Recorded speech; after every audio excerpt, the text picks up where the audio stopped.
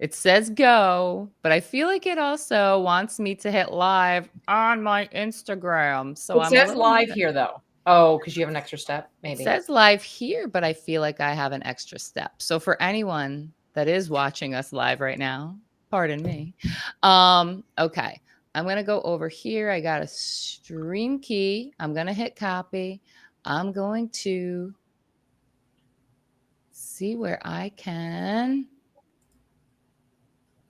I just will hit edit channels, my Instagram. It says I'm streaming, but I just want to make sure. Yeah, it says that I'm streaming too. So. Yeah, but do you guys see it on you wouldn't be able to see it on your own Instagram. You probably have to go to a different one. So let me go to my personal and see if you're live. Because I don't think we are. Doesn't say I'm live on my Instagram. Doesn't say I am either. Counting on my side. What's that? Down the stream key. How to stream copy. I know we have to hit it twice. Okay. After a few seconds. So I'm going to live video.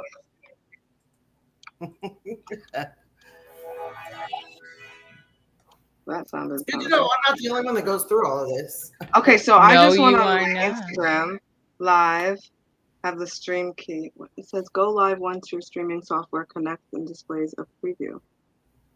It's connecting streaming software to go live. It says it's still connecting to go live. Oh, it says I see you. Somebody sees us. Who? Oh, cool. On Facebook? Where do you see it's Maria. No, I didn't say it. I see you on Facebook.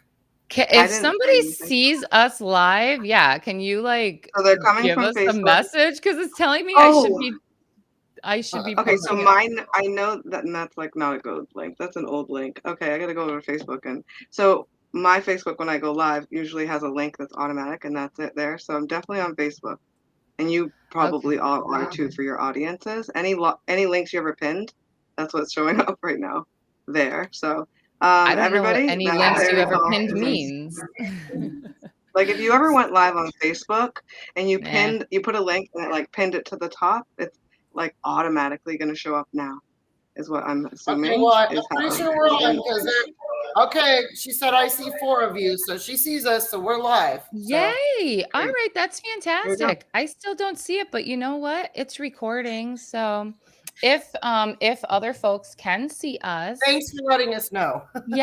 let me know. And where do you even see a chat, Jill? On the far right. On the right, it's chat is popping up from different people. Do you see it on the right? Oh, mine's covered up by a need help thing, which I should. We're totally live. Hi, Ashley. All right, Ashley sees all 4 of us. I can see all 4 of us on Facebook.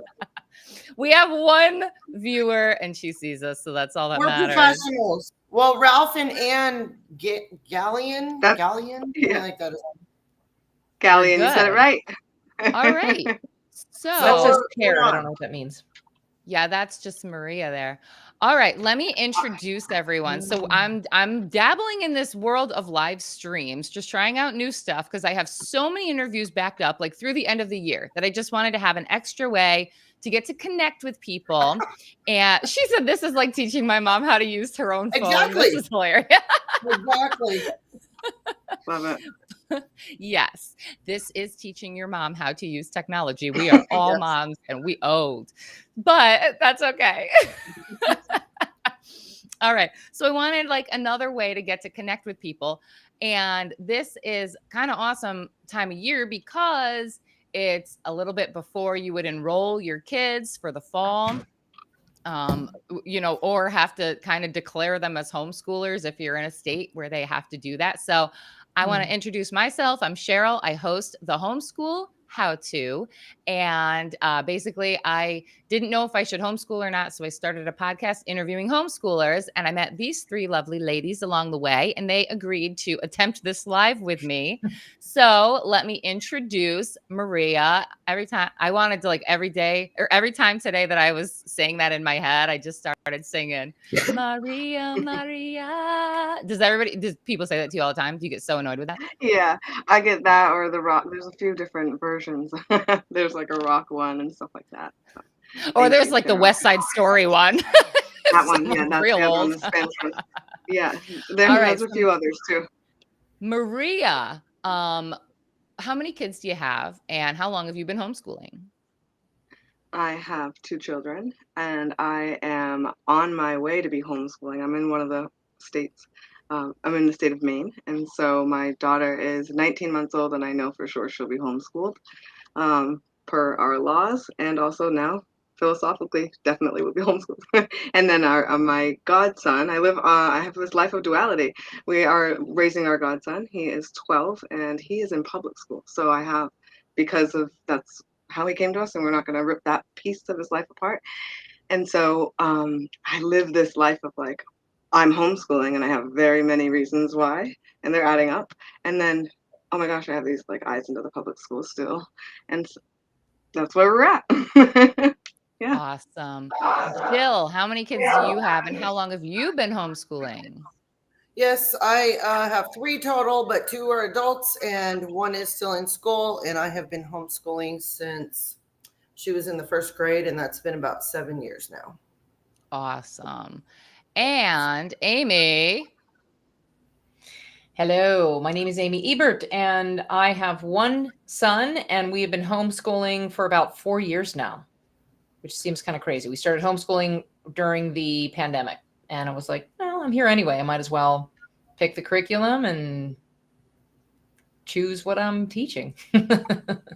Awesome. Awesome. All right. Yeah. And I'm brand new to it. We did 1 year of homeschooling. My kids are almost 6 and almost 2. So we've just been doing it the 1 year. I never thought I would homeschool. So here we are at all the stigmas that are attached to it. What are some of the stigmas that you guys have heard? Well, I'll start with the one we just talked about. I like kind of said right before the phone call is like, oh, well, everybody's so privileged. You're privileged to be homeschooling. Or from this side, because I run my business and use my gifts in the world to serve homeschoolers, some people will say homeschoolers are too poor to be paying for anything that you're serving, so it should all be free. And so that's like a complete misconception. We're all over the board. Yeah. Like I economically, agree. we are all economic. It's like saying all homeschoolers are weird. It's not true. Some of us are. Yeah. There are a lot of So, weird ones though. Like let's be real. There are a lot of strange ones. Yeah. right. They're not all. And they're in the public schools too, unfortunately. This is true. Right. There Right. just seem to be a higher propensity in the homeschooling sector. So that would be why I saw somebody say, let's just call it what it is. There is some truth to that. So we want to act like it's not true at all. Yeah.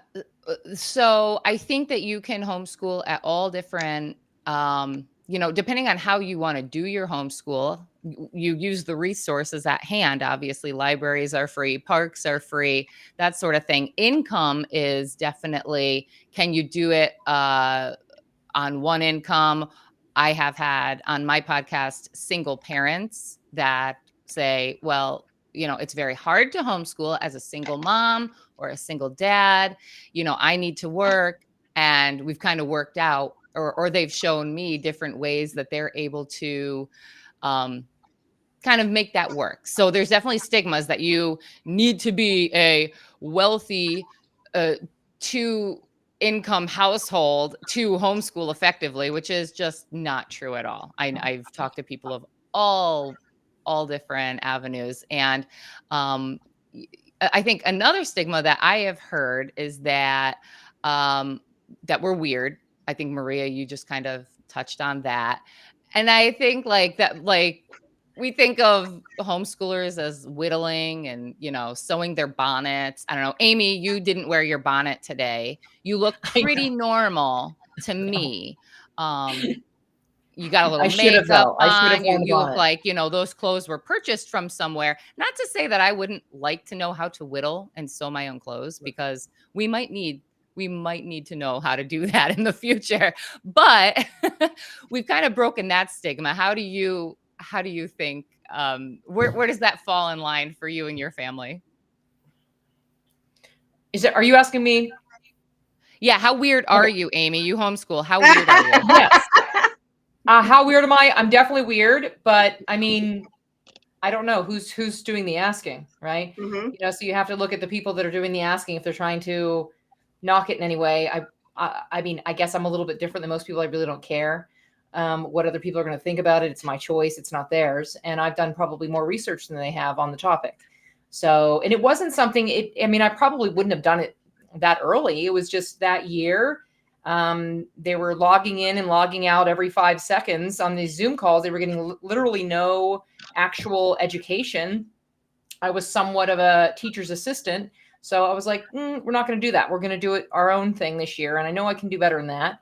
And then he just liked it. He liked it. And then obviously, as far as like anything, if people have any concerns as far as socializing goes, get your kid in sports, get your kid in music, get your kid in, there's like in our state in particular, in Nevada, there's quite a bit of homeschool groups. You can get your kids involved in these homeschool groups. There's so many meetings, meetups, and the kids are always wanting to get out and play. So there's a way to just have them socialize normally, opposed to sitting in a chair and only being allowed to socialize when you're told that you can. And every 50 minutes there's a bell and, all these things. So as far as that goes, I know some people have probably dealt with it, have been, or, maybe a little more sensitive to it. And there are some people that have dealt with it, but like with their families not being supportive sometimes. But it's not their choice. So they don't have a say. That's all I have to say about it. I'm the parent and my rules. I like you, Amy. I like that. It's so true, though. And I just want to piggyback off of what she's saying here, is that it really does take, if you want to call me weird, I am weird because I'm going against the mainstream for a lot of things. I'm actually pulling my children for all the things that you say aren't weird, but I think are weird. And so now I'm the weird one because I'm traditional and I'll say all the things that make me weird on here. I don't mind at all. I say it all the time. I'm conservative. I am not your typical brown skinned woman that like everybody wants to play into. And these are the things that like I could teach my child to victimize herself for everything that she is, or I could decide that, you know what, no, I'm gonna be weird and I'm gonna be the like brown skinned conservative who tells you that like you should try to stay home and like be with your children and take this time to relish what can be gone tomorrow. And like Cheryl talks about a lot, we might need to be a little bit more weird because the comforts that we have, my family's from Cuba, so I know what could come to us, and the comforts that we have here in America can be stripped away any day, any minute. We saw it just a few years ago. And yeah, we might need to like be a little bit more weird and know how to filter our water and grow food, and then we wouldn't, it's not about what people think. It's about our family's prosperity and our literal survival in this world and what it is today. Right. Absolutely. 100%. I hear a back on myself. Okay, that was good. No, I don't hear it anymore. Yeah, I feel like we're still not streaming to Instagram because anything I see is on Facebook. Yeah, so that's what I'm doing over here, trying to figure that part out. So, yeah, Maria, you touched on it too. I think another stigma is that homeschooling is just a white person thing. And I've had people on my podcast that are not all white. So do you get that from people? They wouldn't even dare to say it to me, but I wish somebody would. I really am so happy you asked me this question. Just me, huh? Thank you. Oh, I love you. You asked me a question like this last time when I was on the podcast. Yeah, no, they don't ask me because they don't want to hear my answer. And anytime somebody accidentally asks me something so stupid, I'm just like, what, why? Like, why? Because you guys just got done saying that they're all poor or they're all rich. Like, pick something. None of this makes sense. It's like none of it really makes any sense. We are completely stepping out of line and you cannot put us in a box. That's what we are as homeschoolers right now in this day and age. Maybe they were weird a couple decades ago, but right now we're weird for a very good reason. And we're out like the four of us, for instance, it's because it's like the fresh air to finally find somebody who's weird like you. And all the people who are listening on this live stream right now are happy to be around us too because of it. Yeah, so no, the whole skin color thing, they wouldn't say it to me, but I bet some people, I've heard this conversation and I probably have inserted my opinion at that point.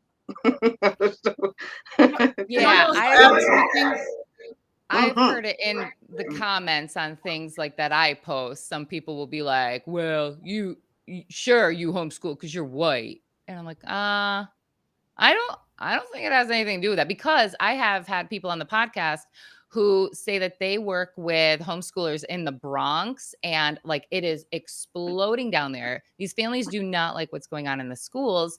They have true family values and especially like a Christian values, and they see what's kind of going on in the schools. So they are shying away from that. And I'm in New York, so you need to be on the full CDC schedule in order to send your child to school. So that's why I think it doesn't matter what color. It matters like what have you researched and what are you willing to accept for your children or not here. Yeah, I think what I'm finding is that most of the parents that homeschool, the reason they are great to connect with and talk with and develop friendships with is because as a researching parent, you're always looking into things. You want to know the truth. You want to find the answers. You're fascinated with learning, or you're trying to solve a serious problem, and you're not willing to follow the status quo and be a sheep and just do what everyone else does. You're the one willing to march off on your own and go down that trail and look for the answers.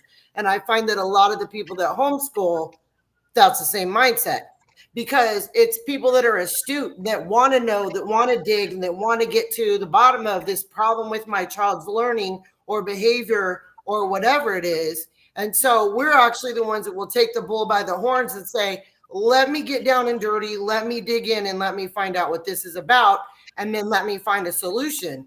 I feel like people that homeschool, the reason we're considered weird is because we're willing to walk alone to go after that information and then to do whatever the answer is we found. And that the majority of people think if you're different, you're weird, which to me seems juvenile, for lack of a better term, because when we're in school and there's 25 kids in a class, everybody doing the same thing is considered normal. If all of us are like our friends, we wear the same clothes, we have the same lunch box, we have the same water bottle, we go to the same classes, and we like the same music and artists, we're the in crowd, we're normal. But if you're different, if you like different type of music, or you like, something that everyone else isn't doing, or you wear clothes that aren't the fashion that everyone's saying this is the standard you have to fit, like 25 to 27 of the 30 kids in the classroom, then you're unacceptable because you're different. And what I'm finding is now investigating gifted children and exceptionalities and people that are CEOs and the people that are billionaires, not just millionaires, is they were the ones willing to separate from the herd and walk alone and follow and pursue and dig in and do what they needed to do to change their life and to be about it. The ones that want to stay in the huddle, they're not leaders, they're followers. And I think in the homeschool community, it's mostly a bunch of leaders. And we're teaching our children to be leaders. We're creating the future leaders and the future CEOs and the millionaires and the billionaires because we're invested in our kids' education on a deeper level. Anybody can get up and say, here's your cereal. Now get on the bus and go be like everyone else. I got you your school clothes so you can match. You can match the herd. You can match the system. And you can follow the rules like everybody. Or you can do something different and march to the beat of a different drum and use your brain to investigate and do more and be more. Which one do you want? Do you want to be like everybody else because you're insecure? Or are you willing to stand alone and face the crowd? And I find that that's the mentality with the homeschooling parents. I agree. I always, mic drop moment. yeah, mic drop. Oh I think I got us all set up on Instagram. Oh, are you on Instagram? Okay, because I did get us too on mine. Perfect. You got in there? Okay. But cool. Jill, it's How are you funny. even getting it on after? Is it in the What? settings? Okay, so in your right upper hand corner on your computer, you have that little, you see your Facebook and your Instagram Hit a go live. next to leave, where it says leave. Where it says leave?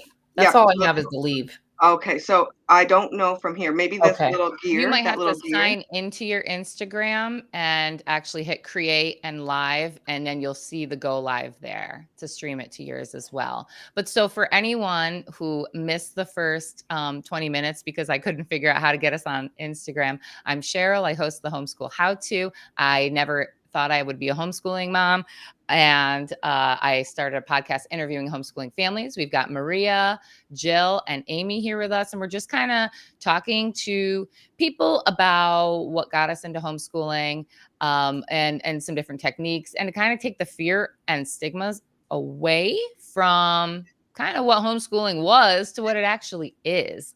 And I think a lot of it has to do with society and what they teach us in school. Like, I know for myself, they kind of taught you not to want to be away from the herd. You want to be in the herd. Like Jill was just saying, the people that homeschool are the ones that don't care if they do look a little weird, because it's like, you know what? If there's ever not food on the shelves at the grocery store there's a million different reasons. I know people, when I make posts about this, some people will laugh and be like, why would you ever need to know how to grow your own food or find clean water or, know how to make anything on your own? And it's like, well, everything right now is connected to an electronic device, and it would take like one, I don't even know, can you say EMP? I don't even know. It'd take one little thing to disable the electronics over a large area. And that's all you'd have to do. It's just disable the electronics. And we have no food at the grocery store. We have no way of getting, National Grid or whatever, however we get our electricity or our water to our houses can so easily be taken away. Look at Lahaina, in Hawaii, like how long it took them, if they even have everything working, or, we don't hear about that anymore. We just hear about kind of the different wars going on, not what's going on there. But it's in just so quickly they have taken away knowing all of these important factors. And it's really interesting to me. So for me, that was a big reason that I wanted to homeschool, was because I not only wanted to teach my kids that, because their kids and their kids and their kids might need to know that information, but I need to know it myself too. So Maria, what was a big reason that you kind of touched on a little bit before, now that we're on Instagram, you wanted to homeschool because I won't inject my child with things and anything. And so even if I did one, it wouldn't be enough. Even if I did 10, it wouldn't be enough. They'd want 72 shots. And then I don't even know what they just added recently. So I had a rainbow baby. We've lost a baby before that in miscarriage. And I don't know if I'll ever have another child. And even if I did, would I want to add risk on risk on risk on risk on risk on top of, like, we have a baby and bring it into the world, and there's risks with that. So many things could happen to her just naturally, yeah? And then you want to add on this to prevent that, and then this to prevent that, and then this to prevent. And I just did a post today about the vitamin K and denying and saying no to it. And I found something else new about that. But and it was simply a sense of, like, if you inject this needle at a 45-degree angle, you hit the right spot. If you injected a 90-degree angle, they could die. If you injected a 45-degree angle, they could die. So vitamin K, you're kidding me? It's a matter of the hand and how it, like, goes in. And you can look at the slides on my page. It just gives me chills because I'm so glad I said no. My instincts tell me no, and that's it. I don't need any more information. But a black box warning will help you. And so I looked into these things when I graduated grad school, and I was trying to conceive. My nephew had a reaction at 2 months old, and my cousin was like, hey, you should probably look into this. You should look into this. And then I just didn't have the time. And then when I graduated grad school and I had all this time to, like, research, and I had just finished my planning and having my wedding. So I had wedding blues and had nothing to do. And so I was like, okay, I'm going to listen to Stephanie. I'm going to open up that, website. I'm going to do this. And I dove so deep that, like, nobody knew where the hell I went. And then I came back out so quickly with, like, this is wrong. Anybody looking at this? And then for like 9 months, I used my because I found out that our rights were being taken away here in the state of Maine, and that my child wouldn't be able to go to public school for like 9 months. I was like, okay, I'm gonna just like, who cares about my freaking Facebook page and my following and the friends and whatever. People need to know this, whether it's like a baby that gets saved or my children hopefully will get to go to public school and we can like veto this because we were fighting for a veto and we didn't get that veto. And again, it took us a long time to conceive. And then by the time our baby came around, that law went into full effect. And I had already decided that, you know what, I'm going to step out of line. I'm going to step out of this teaching position. I'm going to stop working for these allopathic doctors who are pushing me to get vaccinated in the coronavirus vaccine when I'm trying to get pregnant. And like, they clearly don't know what they're talking about because it just came out, but they think they know what they're talking about. And there's coercion and pressure. And I was living this double life of like an anti-vaxxer, call me that if you want to. I was living that while working for a doctor who worked in an emergency room and another doctor. And they would come home every day and they were very, very all about Biden and left leaning and everything like that. And I just was learning to be more traditional and conservative and loving the fact that I wanted to come home and come home and come home. Everything wanted to come home, get married, have children, come home, be home. And they wanted me to get vaccinated, to keep my job, to this. And so eventually it just was like, I have gifts. People are asking me to like be their pod teacher, to do something for them in the homeschool realm, in my community, in the greater community, and just it kept growing. And so eventually I was like, I'm not getting vaccinated, and sure, I'll take a client. And one client turned into 9 clients in 9 months, and it was just crazy. So I feel like it was destiny. It wasn't something that I decided. I never thought that I would be all these things. I never thought I'd be conservative. I never thought I'd be political. I never thought I'd care about stuff that like this. I thought I always would just care about children and fighting for their rights and like. It's amazing what vaccines can take you into, isn't it? It certainly will. Yeah, exactly. That was what unlocked it all. And then I noticed, oh my God, they're voting down the party line for our rights are going way down the party line. Everything that gets taken away, our parental rights, or this new agenda that is like sexualize every single thing you see is all down the Democratic Party line. And that's something you'll find when you start looking at these things. And it's like, you don't want to be political. You don't want to homeschool necessarily, but this is what we have to do because my child will not get injected and we aren't leaving the state of Maine. And I don't know, it's just coming all together. This is like what I'm meant to do. And so God has me doing this, using my gifts to help bring families home. Awesome. Amy, what made you decide to homeschool?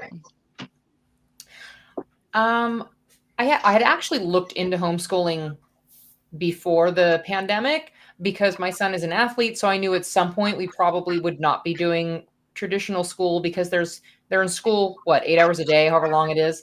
And then they come home and they have several hours of homework. And then there's also going to be sports. And I was like, that does not sound like a lot of fun for anybody to have. Like, it's just doing this and doing that and doing this and doing that. And that's what a lot of parents end up having to do, unfortunately, when they are in schools, is they have the school all day, then you got the homework, and then you have this thing or that thing if they want to do band or, music, scouts, gymnastics, sports, whatever the extra thing is. And then there's dinner, and you're really spending that time with your child. And for me, I wanted that time. I love that time before he was in school. So we did private school for kindergarten. And I love that. And I love that God was in his curriculum for kindergarten. That was, and then for first grade and second grade, we had bought a house so that we were zoned for the top school in the state, but then God wasn't in the curriculum. And so I kind of missed that part. But with the pandemic, with that happening, I realized I might as well start now, really, just because, like I was saying earlier, it was, get on a Zoom call, get off, then get on for a science person, then get on for PE, get off. And they would give them 5 minutes of instructions and be like, here, you parents go do the rest, and I'm like, that's not how that's going to go. Does anybody have their microphone on? There's some sound that's distracting. Yeah, I was trying to see who to mute here. Who is that? How dare you? So, yeah. Is it playing so anyway, so that was really the whole thing with doing it then, and then he just likes it. So we're like, we stick with it. You can get your schoolwork done in way less time, even in junior high. Now he's in junior high. You can still get your schoolwork done in way less time than being in school all day long. So that's good. And he's at the age now where I outsource some of it. Like I was telling Cheryl earlier when it was like, hey, can you hop on this call? I was like, as soon as I get back from picking my son up at math. So you can just start outsourcing certain things for people. I think a lot of people actually do homeschool where you can just kind of do your own curriculum. Math seems to be the one that if a parent isn't skilled in this area or wants to go past, geometry, algebra, and all that, just to have, you can even get tutoring at home. It's just now with obviously all these things with Zoom calls, it's so easy to do any topic, anything. There's somebody that teaches it, somebody in the homeschool world. So we had talked to people that where their kids are athletes and they got scholarships into college programs, and they just started homeschooling in high school because it was just really easier on their schedule with instead of having just back-to-back stuff to do all day long, they can, get things done in a lot less time, and they have time for the extracurricular stuff that they really want to be spending their time with doing anyway. And I get to choose the curriculum. I like that. And so I get to choose a curriculum now. So we got God back in his curriculum, which is important for me. And I'm glad, like that portion of the pandemic, I'm glad that it happened so that I did this earlier. So.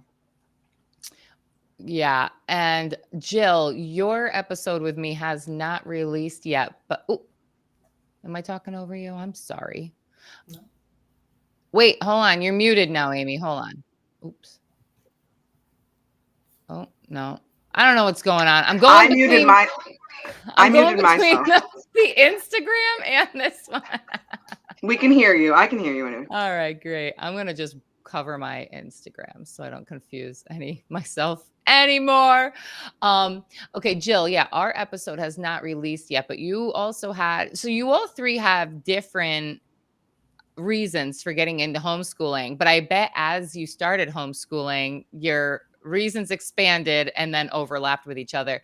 Jill, do you want to talk briefly about what started you with your daughter and the whole school telling you one thing and you knew that was not the case? Yeah. So I started when Lexi was in first grade, and we were in Utah at the time, which is a very homeschool friendly state. She went to a great school. We were in a nice middle class neighborhood, and the school was, great. And I was seeing signs of her maybe having a high IQ, and the school was not addressing that. And then the more I talked to her and to her teacher, I found out that she was starting to show signs of being reading delayed. And then they pulled the advanced readers for IQ testing, and I was very upset they didn't pull my child, not because I was like, my child's a genius and you should be testing her, but because if she's got a high IQ but she can't read and she's got a disability, why aren't you helping me figure this out? And so I pursued testing at the school and waited 3 weeks, and they said, no, she's not smart. She's actually the slowest one in the class. And I said, I beg to differ. I've already had a couple of higher than average IQ kids. I know what they look like starting around 2, 3, 4.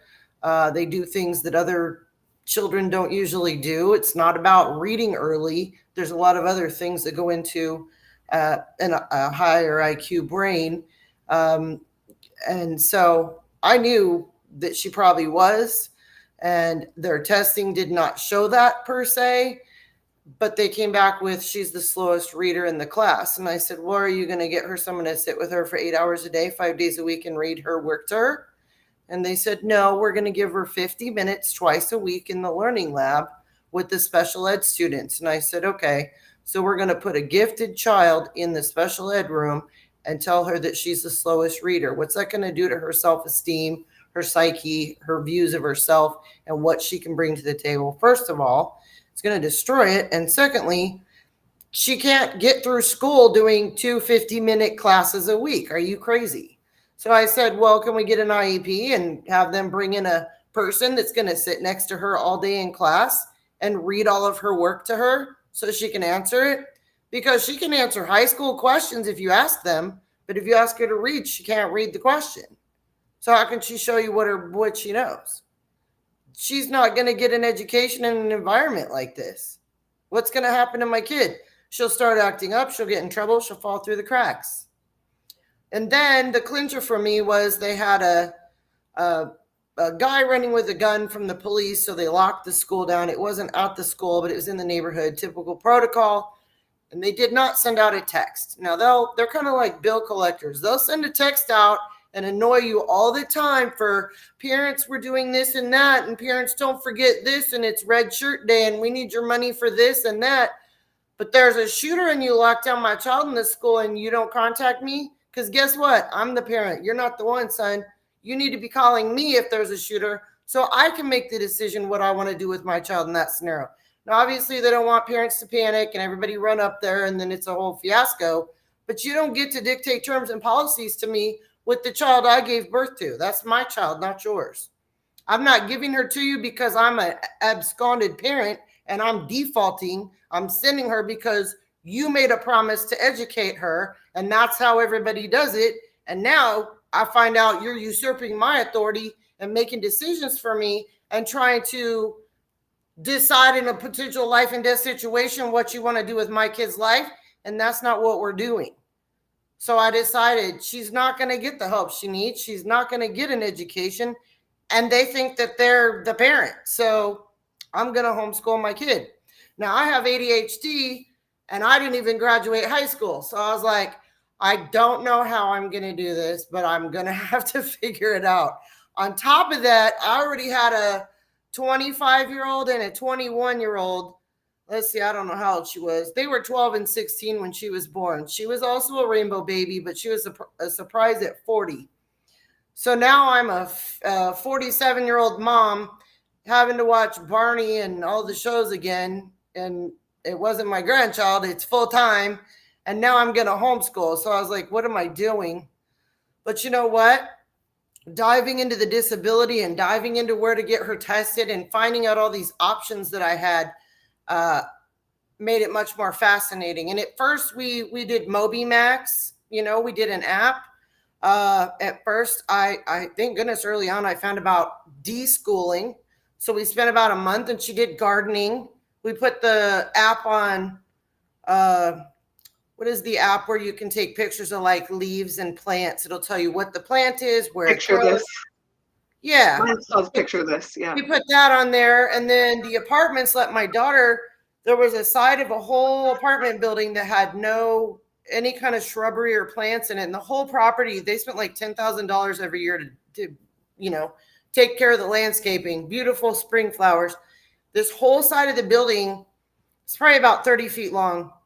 It was just dirt. They never planted there. And so she snuck over and started putting seeds in the ground. And that girl filled up the whole 30-foot side of the building with a garden. And by the time it started growing, I'd have to run out there in the morning and tell the landscapers, don't weed eat, it's a garden. And they'd be like, okay. Then I finally was like, I better tell the office.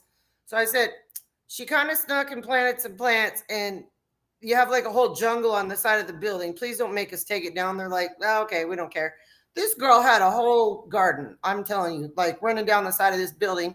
And then she grew a 17-foot sunflower. I should have called the news and had it on the news, but I didn't think to at the time. But yeah, 17-foot. It was, the head on the sunflower was massive. People would come by to see it. Like they'd hear about it and come to see this. It was built like a tree. It was so huge. And then I would say, how did you grow that? She said, I fed it eggs and I would talk to it and I put a bunch of seeds in there. That's okay, awesome. So that was kind of our kickoff to homeschooling, was gardening and MobiMax. And then we'd go to the Dollar Tree and get little books and, how to read time and things like that. There was no professional curriculum that we started with. And I'm really thankful for that now, because every August I just about need a Xanax watching all the posts of the parents that are like, I'm going to a curriculum conference and I'm dropping like $2,000 on this amazing curriculum. And I'm like, oh, for Pete's sake, like, stop it. Just stop it. And I'm like, okay, pace yourself, be nice. You don't need a curriculum. There's 17 ways to educate. You can do unschooling, world schooling, game schooling, Charlotte, May. There's a whole bunch. So before you commit, go investigate what your options are. If you want a curriculum, that's cool. If you don't, that's also cool. You only have to go to school for an hour a day to still beat what public school kids do in 8 hours. You only have to do 2 hours a day for high school, and you can clip your way into college. There's so many options. Find out what your options are. Find out who your kid is before you pick a way to educate your child. Who is your child? Do they have disabilities? What's their personality type? What time of day do they learn the best? Are they a slow to wake up kid? Are they a night owl? Or do they like to be up at 5 a.m. and working on their schoolwork? Match your kid. If you don't know who your child is, how can you curtail anything that's going to speak to them in their language? Can I chime in, Jill? Oh my gosh. You're speaking to everybody, and whoever's listening is so happy right now because I know that that's exactly what they want to hear. Yeah. That's what they want to hear. That's what they want to hear. And you just hit the nail on the head. Like, everybody leads with what you said first, though. They're like, oh, I want to be an unschooler. I want a game school. I like unit studies. Who gives a what you like, okay? We're starting with the child. The child is who we want to love learning. If you want to love learning, that's great. Take your unschooling excitement and go unschool yourself on how to whatever you want to do, right? Make that garden, build a greenhouse, whatever. That's how you lead teaching. Your child is who you want to love this process more than you do, right? So you need to start with that learning style. And we avoid it because we're like, oh, it's hands-on, and we're just gonna like look up hands-on math stuff. Hands-on, da-da-da. And everybody goes to hands-on. Well, there's so many different learning styles, and it's not just hands-on, and it's not just auditory, and it's not just visual. There's reading and writing style. Reading and writing is not visual and is not auditory. I'm a reading and writing learner, so I need to write. I need to see Lori. I need to see Jill and Amy's name written there. So now, like, I get it because I saw it once on the screen there. So that's reading and writing. That's not visual. Visual is when there's a graph up here, and and she's showing me the pies and stuff, or she's showing me like a visual of like you homeschooling. She just painted a visual in all of our heads of that garden. That's a visual learner. Right. Using auditory learning that you just came at me with. So she is like, just pretend like Jill just told us an audio story, and I am a visual learner. That would have worked for me, even though I'm not an auditory learner, because she just painted a really good picture visually in my brain as a visual learner. Now, so start there. Please start there, because if you don't, then you're gonna like, was it you, Jill, that just said this? Yeah, you did. You were talking about, kind of breaks my heart too, actually, what you were saying about your child being gifted and shoved into a special needs class. So common. If that's happening to you, contact me. Yeah. So frustrating. And they treat, let me think about what it happens in the sports world as well. And the interesting thing is I just wrote down this quote today and I have it on my board. Or actually, I think I wrote it down last night from Rick Rubin. And he says, rules are there to establish average behavior. So we have to be rules breakers if we know that we're not average, and if we know that our children are not average, and we know that we were never average. And so we have to be rules breakers. Obviously, break the right rules. The ones that are meant to be stifling, those are obviously the rules that we want to be breaking, or the ones that are meant to kind of hold you into that average place. But I mean, that's just nice that there is an opportunity for people, if they do want to get their kids out of any systems, bad systems. I think we might have talked about that the other day, Cheryl, like the systems and just bad systems. There's bad systems, and they were created for a reason, to create this average behavior. So it's like for us to be the one that thinks a little differently, sees things a little differently, and says, okay, I see what's going on here. That's not how we're going to raise our children. And then just giving people an opportunity to see like, okay, well, more and more people are actually homeschooling and doing things differently. And it's not just for supposedly, like people were saying, the weird ones, but I wish it was around more when I was growing up. I probably didn't I was looking forward to getting done with high school. I felt like it was dragging on after a while. It was kind of like, when is this going to be done? So Yeah, that's what the rules are there for. They're wanting to shove people in a box. So they're not thinking in terms of like, they're not really thinking like, let's try to find the kids that are gifted in these things. Everybody's been kind of shoved into this box of let's figure out a way that we can all stay in this box and hold everybody inside the box as well. So it's like, well, that doesn't work for us. I think if they're obviously gifted, they come in and they look for them. That's why we're seeing so much ads for coding right now. They're trying to find those coding kids. So they're sniffing them out. My daughter even said, can I see about doing coding? I said, no, you're going to be on their radar and I don't know where they're going to put you. Right. But if you're gifted, they'll find you because they want to groom you to work for them and make them the big money. But if you're twice exceptional where you have a disability, it mutes out your gifted. And so if they don't know what they're looking for, they can miss it. A lot of clients that I have come to me, it's for these two things that you're talking about. One, being gifted or special needs and not being treated correctly. And then eventually parent comes in and says something, and then it becomes like this bullying situation on the family because mom's definitely crazy and the child is certainly doing these behaviors in school. But like Jill just said, the behaviors are happening because the child is bored or the child isn't getting some needs met or whatever, right? And so whether that's a hierarchy of needs that has nothing to do with schooling, or it's a need like you're not meeting my learning style, which in public schools definitely not going to be the first thing that people are looking for or teaching on. They're teaching on from the teacher standpoint to all the children.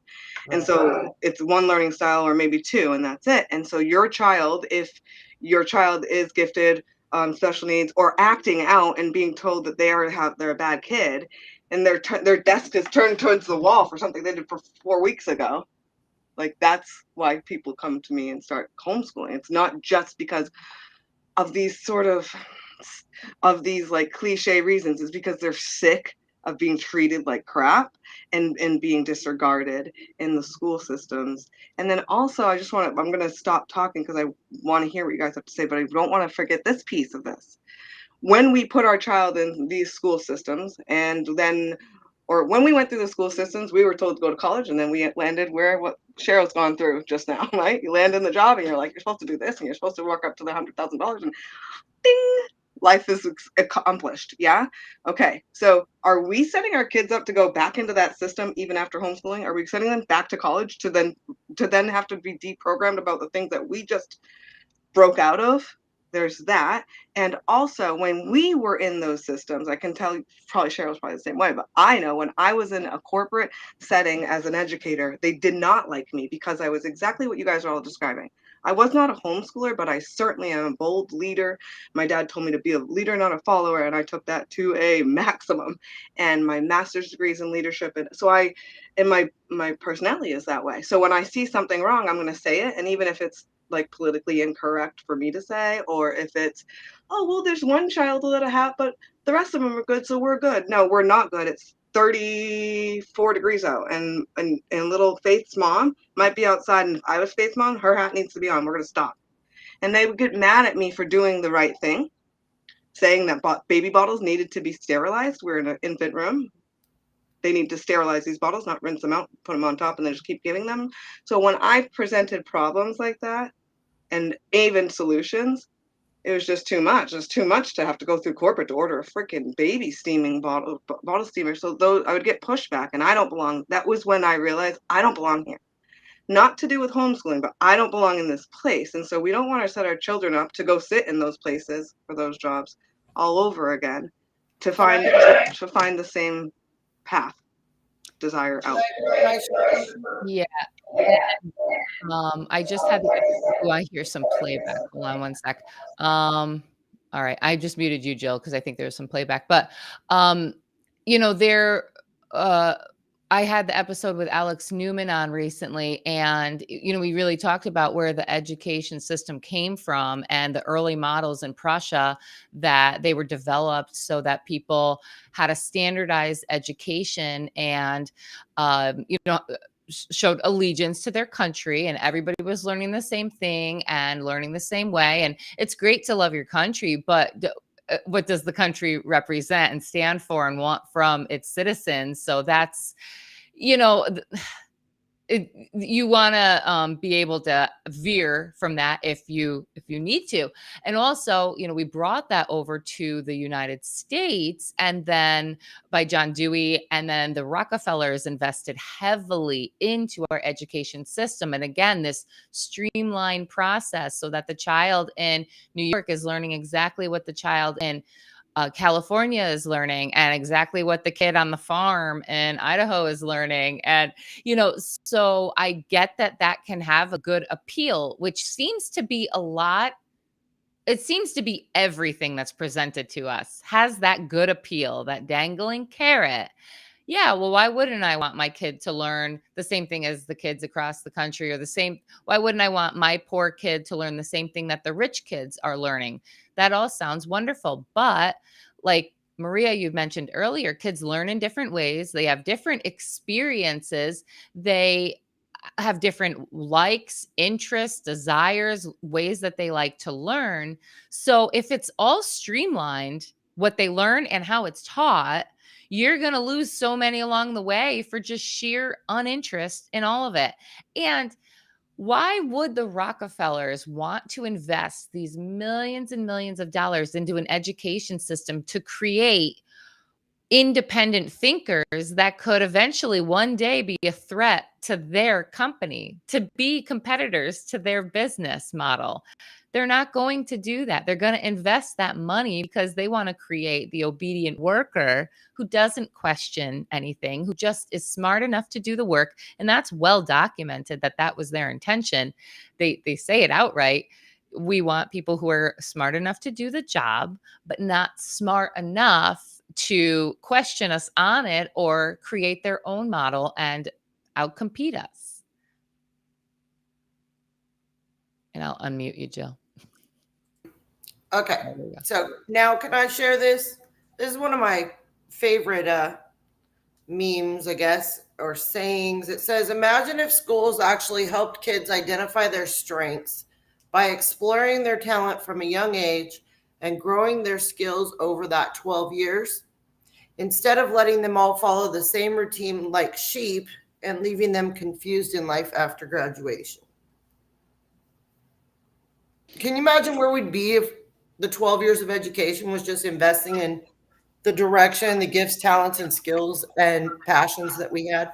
We'd have more geniuses. Well, We'd it's have interesting. We'd have more outliers. And I just went to my nephew's graduation and to his graduation party, and there are all these 17, 18-year-old kids with, the world at their fingertips here.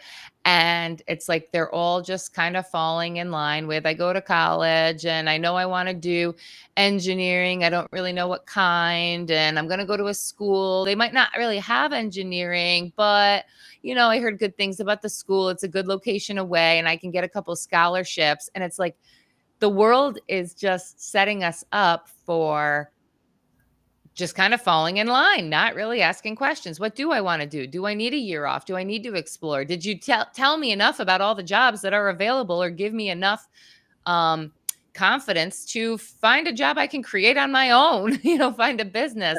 Yeah. Did you teach me how to run a business so that when I find something that I am passionate about, I can start a business doing that? And right. It's one of the quotes that they at the graduation was a Mark Zuckerberg quote. And I just wanted to stand up and be like, are you kidding me? This is how they started their graduation ceremony, Mark Zuckerberg. So, and it was about success. And I sat there thinking, the man is successful because with social media, he has ruined the lives of millions. That's not success. That's not success at all. He's got money, but that's it. I mean, that's what they want you to think is important. Yes. I don't view that as success. I don't think anyone in God's eyes would view that as success. I mean, think of the addiction to social media and just the affairs that have happened and just the amount of time we spend addicted to this social media. Sure, he's not the single-handedly, person that did this, but to take a quote from him, he's not successful in my eyes. I don't know. I'll leave it over to you, Amy. We haven't heard from you in a minute. Well, I mean, to our point, though, he didn't do the thing that everybody was telling him he's supposed to do. I mean, he looked outside the box and he did something different, and he didn't worry about what other people thought, and he created something that there was a need in the market, and he was like, okay, I might as well be the one that's going to put that out there. I don't know. I watched the movie, the Justin Timberlake movie. And I know it's a different guy that played like his main role. And it was like these other guys, these twins came up with the whole concept, but he kind of like, while he was working on it, because he was like the smart guy that can kind of put stuff together, like, you know, on the computer the side of things. And then he kind of like, I don't know the whole thing that really happened, but like according to the movie, right, he took it and ran with it, but he did something. He looked outside the box and he did something different, and he saw a need in the market, because all these people first was like a dating kind of site, right? It was like a dating site where it was like you put on there if you're single or you're, you know, and you know, whatever the whole thing was originally, right? And then it became this huge social media thing. So it's like, I mean, in a way, it's what we're kind of encouraging. I know the reason why they were saying that maybe that this was the ideal person or whatever to look up to. I'm sure theirs was a little bit different, but he did something outside the box, which is what we're doing.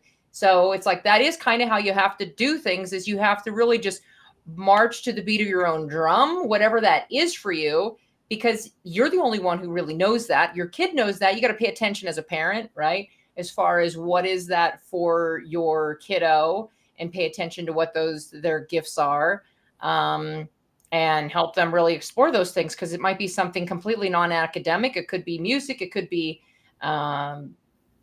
performance. There's so many different things that kids can do. Art, you know, I mean, that's definitely not pushed in schools much at all. They don't have a lot of art at all. What about even presenting? They're presenting as a little child, and then they stop presenting all of a sudden, when you could really, these are some skills that can really help you, you know, accelerate your financial path in life, right? And your leadership path in life. Why do they stop having presentation skills? You have to actually like seek out stuff like that. So, hey, if you're going to get outside the box and do something, and you see a need in the market, and you want to get in there and be the first one to make it happen. So, I feel like it was maybe even Amazon and Zappos got a couple of these guys also, one of them was even homeschooled, or maybe they just did the Montessori schools or something like that, which are the really good Montessori schools are a little bit different in the way they educate. It's like tactical, and you know, some are better than others. But so as far as that goes, I mean, sure, as far as if you can find something that gives the world a better look on life, other than like what you're talking about with social media or whatever. But if your kid wants to go for something that's outside the box, and there's a need in the market, and they can be kind of the first to the market or the dominant one in the market, I mean, we don't want to hold them back. So that's my thought on that. I don't know. His personal life is not, I have no idea, right, as far as that goes. But hey, I mean, if your kid is going to like accelerate quickly like that, that's what we want to do. We don't want to hold them back. We want to like do whatever we can to provide the resources for them so that they can accelerate in the thing that they do. That's so much fun. That's what we all should be able to do. That's my 2 cents. About that is that what I like, I don't know if you can hear me. Can you hear me?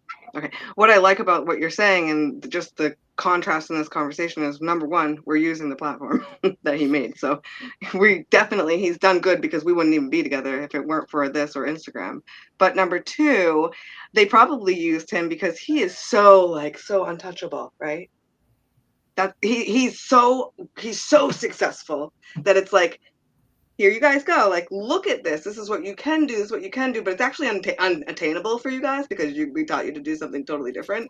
And like, you know what I'm saying? Exactly. Like, you're not going to get here. You're not going to get here. But he did that. You see that? And so no, he's not the right role model for them. Yeah. But he would be for us in this situation, in this conversation. And the way that you're talking, Amy, actually makes me feel like what I'm doing. Like, I've gotten pushback all the time. Again, like, oh, well, your prices are too high. You shouldn't do this. You should give free stuff. I do. And I'm also like, this is all I do. This is my full-time job. I literally am a personal assistant for homeschool parents. Like, I take everything off your plate. So yeah, sometimes I charge a lot, and sometimes it's free.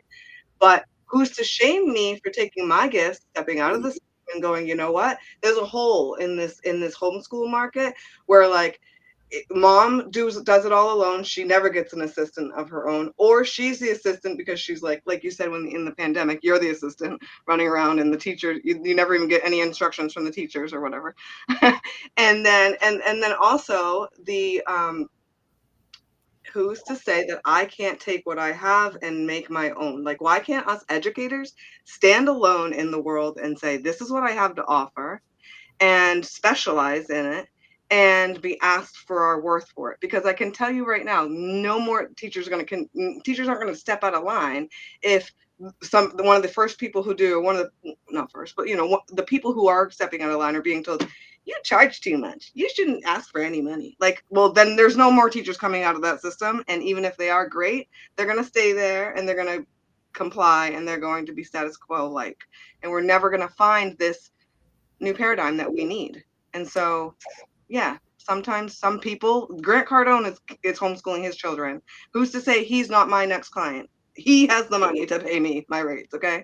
You might not, but if you want to, you will rise to the occasion, because I can guarantee you're paying that money somewhere else, $180 a week for something else. You're paying that in to-go food.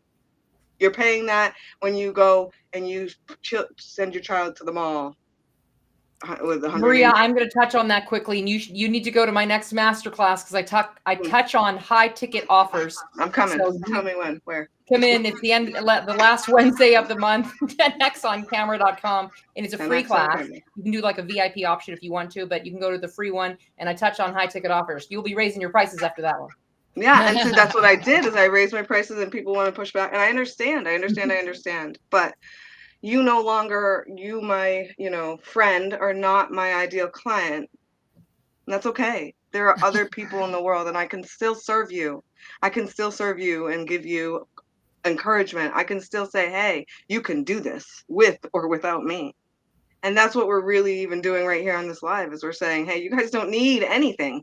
You don't even need to hear it from us. You have the skills to homeschool your child, and you've been doing it since the day when they were born. You're just going to continue. Yeah, now I'm really feedback. Okay. So to close up on the hour, why don't we go through everybody one more time? And I would like to hear just kind of your words of encouragement to the mom or the dad who is fearful of homeschooling, who thinks, I don't want my kid to be weird. I don't want them to be secluded. I don't think that I'm smart enough to educate them on all of the subjects, and I don't have enough money to homeschool. What would you guys just say in summary in a few minutes each? And we'll start with you, Jill. Wait, no, Jill, you've been dropping the mics. All right. So I interrupted you, Maria. So we'll go Maria, Amy, and Jill. First of all, I'd say that, again, you have been homeschooling since the day they came out of your womb or were brought to your arms, or that you started caring for them, because there are people in the world who are caring for kids that are theirs. I'm doing that. And so I understand and see you for that, and say, you trust yourself with that, you can trust yourself with this. If you are worried that you're going to drop the ball on something, you're not the person who's going to drop the ball. You are the person who's going to keep that ball bouncing for their entire life, whether they stay in public school or they're not. You are their person, and you can't, for you to doubt yourself on this or anything is like saying, oh, I don't know how to raise a child because it didn't come with a manual. You've got this. Whether you're going to learn alongside them, because you are anyways, or you're going to outsource it, because you're going to do that too in life. There's villages, and you have people around your children who are also going to influence them. You are not going to let them be friendless. Are you kidding me? Those things that you think and you fear for are just there to keep you where you are at. The American dream isn't dead. They want you to think it is, so that you will stay right where you are. For all things. You'll keep your kids in the school system. You'll give them every single medicine that they decide, because that's what you got to do. The world is about to end. All this stuff is just to make you stay right where you are. And if you have the desire to stop that, if you have the desire to be with your children more often, to not let this pass by, which is like precious time, if you want to make a difference in how your children turn out, you have to be involved. And Jill said it in the very beginning. It's so easy to put them on the school bus. but it's also really hard to turn around what's going on when they come back. I know that too. I literally know that so well. I'm raising a teenage boy who goes every day to public school, and I have to talk, we have to go over everything that's gone on in health class, and we have to keep him out of health class, and we have to do that things. So even if you don't, and Cheryl, you talked about this, even if you can't homeschool, and there are ways that you might need to just like live with your values in these places, or you can't work from home, you can't come home, live with your values in those places. Do not throw them out the window, because that's when you're going to crumble apart and you're not going to feel good about yourself. And then you're not going to be a great mom, because you're just going to feel like crap about the fact that you just let everybody else walk all over you, your values, your children, and what you want to do with your life. You're here for a reason, and you can do it. Thank you, Maria. All right, Amy, over to you. What would you tell the hesitant homeschooler? Here's what worked for me, is what I can say is what helped me in my journey, was getting into these. I did this first, which you can do it at any point. Got into Facebook groups that were homeschool mom groups. First, it was my local ones. There were several local ones. And then there's always, at least like in ours, there's probably at least one person who really knows the laws, that has like, a less than $100 class that you can go into the class and they'll help you with everything. These parents, I was just going to say women, but it's like mothers and fathers. These parents are a wealth of information. So the local groups obviously are really good, because then you know what's going on with the kiddos and you can ask questions, and there's always somebody that's willing to be helpful. So this really helps you do this so you're not alone. So you don't have to go alone in this. It gives you a really strong support group, because these people are way further in their journey. And then there's even national groups. I'm in national groups now that have the curriculum, and then that are down to like the curriculum they use and the political leaning.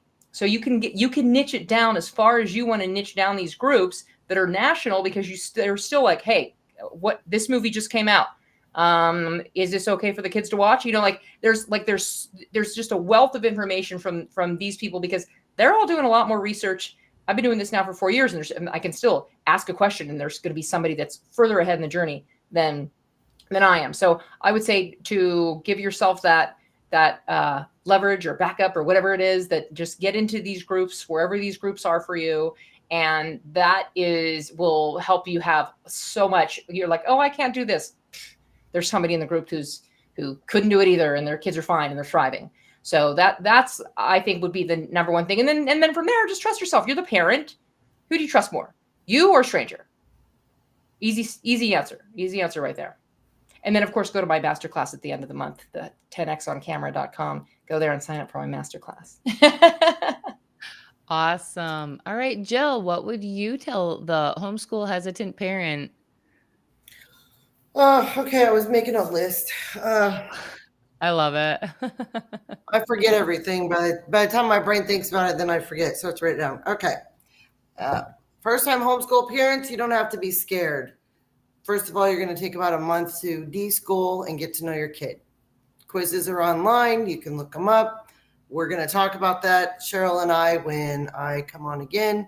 And I'm going to give you some tips and some websites you can go to really thoroughly investigate your child. Once you do that, then you pick your homeschooling type, and then you can decide. Now, curriculums might have worked for you, or more of a free thinking lifestyle worked for you, but curtail it to your child. There's OutSchool, which is a simple thing you can use. The classes are very affordable, and you can put your kids on there for an hour a day, and they can cover all 5 subjects, or they can just do the subject that you struggle with. If you have a kindergartner and you're not good at a topic, you can put them on an OutSchool class once a week for that. There's MobyMax, which is an app. Yes, they can use a tablet and an app to learn. It's got little video game type things that they can play and do that help them learn. Has a little recorder so they can click the microphone. It says it out loud, so you don't have to sit there and read everything, or you can do it together. You can do worksheets. There's free websites. You can print worksheets. For elementary, you only need about 45 minutes to an hour a day. And for junior high and high school, it's about 2.5, 3 hours a day. It's a lot less time than a high school day. If you're spending 8 hours a day homeschooling one child, you're doing something wrong, because why would your kid be in school for 8 hours? Because you don't have to match a public school. That's not what's required. You don't have to do the same work that a public school does. You don't have to do the same amount that a public school does. Again, those are some tips and tricks I'm going to give when I come back with Cheryl. Also, there's a website called All-in-One Homeschool. It's free. You can buy their books and work out of the workbook, or you can print the stuff out as you go. There are learning channels on YouTube. You can get in the, say I live in Arizona. So I get on the Arizona homeschooling group or the Phoenix homeschooling group, and I say, hey, what are your favorite learning channels on YouTube? Or what are your favorite learning channel or learning pages on Facebook, or your favorite learning apps? And the moms come out the woodwork and give a bunch of great ideas, and then you can go investigate, show them to your child. I used to go vet some of them. Then I would give them to my daughter and say, over the next 2 days, I want you to play around on these different apps, see which ones you like the best. And then she would pick, and that's how we would pick like what she was going to work on. And if she did it for 2 months and then she got tired of it, I'd go back to that list of answers I got, and we'd pick another one and try it. But she was always fascinated. She was always having fun, and she was always learning. And we were able to be kind of eclectic in her education that way. Another thing is, when you get in the homeschool groups and you ask questions, you might get in a group that's not that great, but if it's all you know, that's what you think the standard is. So get in a few different groups. There's Arizona Christian homeschoolers, and there's regular Arizona homeschoolers. And then there's, conservative homeschoolers or Democratic homeschoolers or alternative homeschoolers. Whatever your niche is, look for it. There's probably a group. And if there's not, you can start one. The other thing is, when you find your tribe, it's extremely cathartic to get in there. For example, there's a Facebook groups for moms with ADHD. A lot of women are being diagnosed with ADHD late in life, and they're getting in there. And it's like explosions mentally and epiphanies of, oh my gosh, I'm not broken. I have found my people. It's so cathartic to get in there and realize I was normal. For us, this is our normal. The same thing with your kids. So when you're in there going, well, I just am so worried about little Johnny or little Susie or whoever, that they're not making friends. Can we schedule a play date? Well, do you want me to just call a random white lady that's 35 because you're white and 35 and go, can we get together and have a play date? That's not a match for you. How about we take our kids and we put them in where their genius is, right? If you take a fish out of water and you ask it to climb a tree, it's going to think it's stupid. But if you put it in the water, its genius comes out. If your kid is athletic, or your kid knows how to build computers, or your kid likes to bake or make mud pies, put them in a class for making mud pies and let them meet the other future bakers of America, and they can hang out together and vibe. That's how you find friends for your kids. Put them where their gift is, put them where their talent is, put them where their passion is, and let them make friends. Cheryl and I were talking last time about, we don't go up to adults and be like, well, before I could be your friend, first of all, how old were you when you started learning to read? And where were you in your class of readers? Were you the last in your class? Nobody asks each other that as an adult. So why are we trying to have play dates to make friends with kids we know nothing about? Well, we took you to the park and we met another homeschooler. That's a common thing. That's not your tribe, bro. You got to dig a little deeper for your kid. Okay, you know what I mean? So those are my suggestions. Your kids aren't going to be weird unless they want to be. Encourage their weirdness. You don't know what it might turn into. So Carol, really quickly, I realized that I got really excited and I never said anything about what I do. About like if you want to work with me. I do what she just said, and if you're in the state of Maine, I hold enrichment classes. It's called Exposure, and we're going to be learning cursive in the fall, and I have a whole entire roster for the full year, including talent shows and inventor clubs and stuff like that. So check out my website, thehomesschooladmin.com. And it, just like what Jill just said, you can come and put your kid in the class where you know that they're going to be learning about, it's nature study buddies, but we're going to be learning cursive. And of course, that's in person. That is in person.